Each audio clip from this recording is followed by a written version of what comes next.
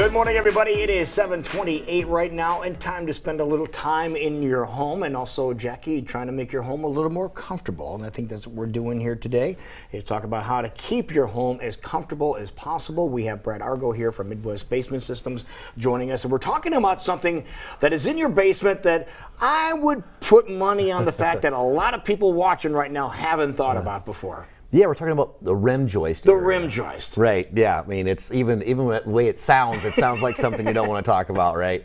But it's a place in the home that's just, it's energy just not efficient, right? It's allowing air to come through. It's allowing that conductive heat to escape. So it's just a real problem area that not many people really know what they could do with. So what is the rim joist? Yeah. Well, I think we have a graphic we can pull up because it's really kind of difficult. From the outside of the home, it's actually where the foundation meets the siding. So there's actually there's a graphic that kind of shows the area, and it's what we're seeing right now, but this is actually what we would do to fix that, fix that area. Do we have the other video that we can pop up to show what the rim joist is there? Oh. It is it's a really interesting area. So if you're inside, and you can see here there where it's kind of the arrows are coming in. Yeah. So it's right where that like the cinder blocks meet the foundation. Yeah. So that's kind of what I'm talking about, that negative air pressure. So the home is trying to have air through it because we have positive air pressure that's leaving the house. But that negative air pressure is pointed in from the bottom. So it's going to always want to keep that air coming in through the house because it's going out somewhere at the top. Okay.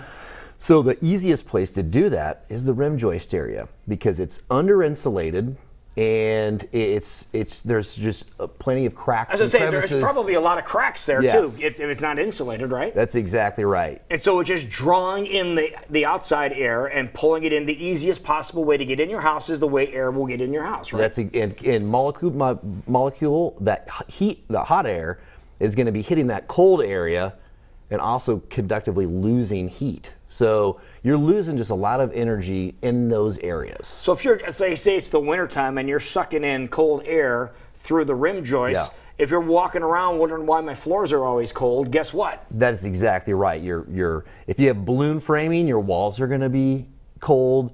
Most of the times you have so standard kind of framing where your floors are going to be cold. But regardless, you're just losing so much energy in this area because you're just bringing that cold air in and letting that hot air just then escape. And what we recommend is a two-part polyurethane foam spray. Two-part. Yep. So when those two meet at the right temperature, it expands the foam. So you've probably seen those crack fillers you can get at the store. Similar to that, but it sprays in a way where it's not just super direct. It sprays it out and allows you to get in those. Yes, allows you to get in those areas and let that foam then expand and seal up those cracks. So people may think, okay, why don't we do this? Why don't we insulate this area? I was going to say, this sounds like a big common sense. If you're showing me that visual where we're losing air or losing the ability to contain what's happening in our home, why aren't we taking care of the problem when we have our house in the first place? Exactly, because when you frame up your walls, it goes from the floor to the ceiling, and that's what you insulate. So below your floor is the rim joist area. So it's in your basement. It's up at the very top where you see those joists going. It's all the way at the very end. And people don't think they need to insulate that. Or because of conduit or electrical cords or any other type of material you may have taking gas or just HVAC running through or that anything. area. It's really hard to get any kind of batting up in that area.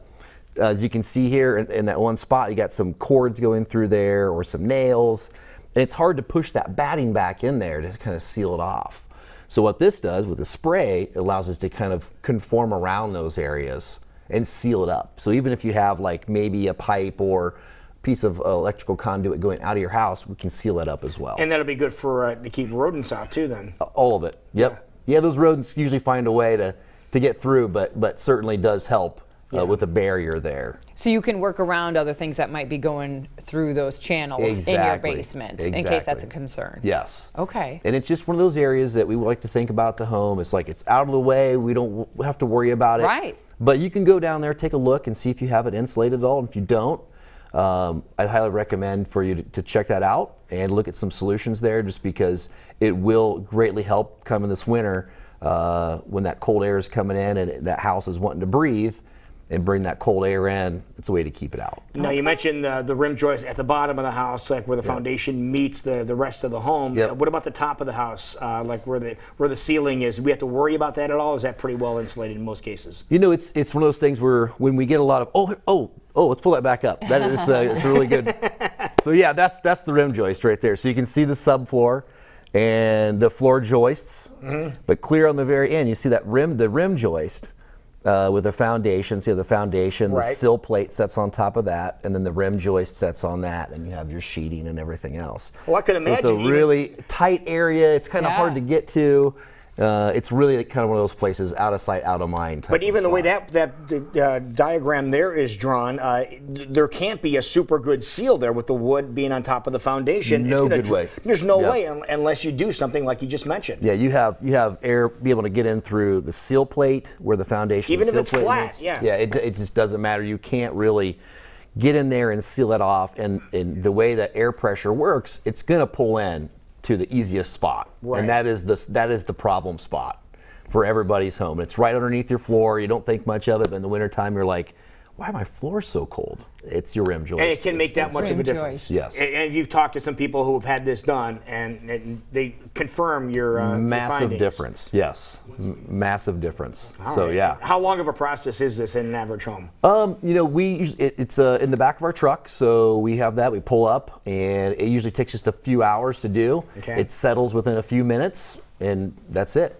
It's all Just done. go on with your business. Yeah, that's right. All right. Yep. Now, So- how soon do we need to start scheduling this? You know, we're a couple weeks out for this, so if you're kind of thinking about getting this taken care of before the winter hits, and you want to make sure, you can go ahead and give us a call and get on the books, have us come and look at it. And we're not going to look at that. We're going to make sure that everything's working properly in your basement and you're energy efficient as possible. So we schedule those for about an hour and a half. But yeah, give us a call now and get this alleviated before the winter hits. Have a once-over done. Just have them just take a look at everything. Doesn't hurt. While you're there. It does not hurt whatsoever, just because look at your sump pump, look at your foundation walls, just to make sure you don't have any issues. The humidity level in your basement. That's exactly you guys can right. take care of that too, which is really, the machine you have is phenomenal. Yes, Yeah. and that's a big part. We talked about that last time I was on, was the crawl spaces in basement areas where it's just, you have that musty smell. Be able to get 100 pints of water out of the air a day in that basement area. It doesn't seem like much, but boy, it's the entire environment down there just can be too humid, leads to mold growth and other things. So it's good. You're reintroducing us to all our little nooks and crannies in our house, but you're doing it in the most efficient way and letting us know there's still time to get that done before the winter season. That's right. So if we want to reach out and have you guys come out and take a look at everything to make sure we are as efficient as possible. And hey, did you forgot about that one little thing over there, the rim joist? Yes. How's your rim joist? How's your rim joist? I'm so glad I now know what that means. How can we reach you guys and make that appointment? 289-1606 as the jingle goes, or you can check us out online at MidwestBasementSystems.com. But actually, to add to that, State Fair starts Thursday. Yes, it does. We'll be in the Varied Industries building over by the University of Iowa. Oh, there you go. Easy to So find really then, easy to find. Okay. If you have any basement questions or concrete repair questions, come and ask us. Just walk up to them and say, "Hey, how's your rim joist?" Okay, that'll get the conversation going. We'll make sure we're ready for that one. Okay, that works. Thank you, buddy. Brad, thank you so much for joining us.